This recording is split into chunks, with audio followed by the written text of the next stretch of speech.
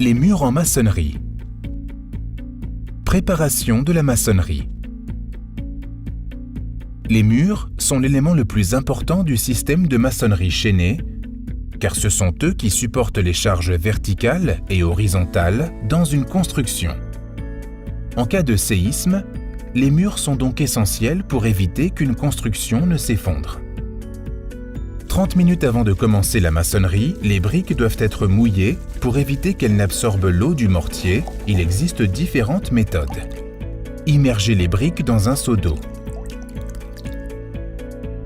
Les mouiller avec une grosse brosse ou bien les arroser avec un tuyau ou un seau d'eau. Il ne faut jamais utiliser d'eau de mer pour mouiller les briques. Exécution de la maçonnerie. Pour exécuter correctement un mur en maçonnerie, il faut suivre les étapes suivantes. 1. Arroser le béton du chaînage horizontal inférieur. 2. Fixer des planches verticales aux armatures de chaînage verticaux pour servir de guide lors de la construction du mur. 3. Tendre des fils horizontaux entre ces planches. 4. Ne poser qu'une rangée de briques à la fois. 5. Contrôler que les joints ont une épaisseur de 10 à 15 mm.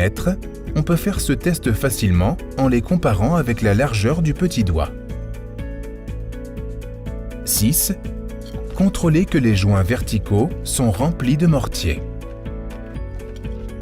Dans un mur exécuté correctement, les briques doivent être appareillées de manière décalée. Cela signifie que les joints verticaux sont alternés et non continus. Chaque brique doit recouvrir entre le tiers et la moitié de la brique inférieure. Il ne faut pas construire des murs de plus d'1,20 m de hauteur. Pour des murs de plus d'1,20 m de haut, il faut absolument construire une bande sismique. Le harpage. La distance entre les éléments de la maçonnerie et l'armature des chaînages doit être d'au moins 3 cm. On vérifie cela facilement avec la dernière phalange du pouce.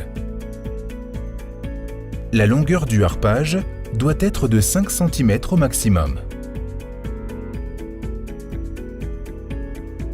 La cure du mortier. Pour garantir la solidité d'un mur, on doit aussi faire la cure du mortier.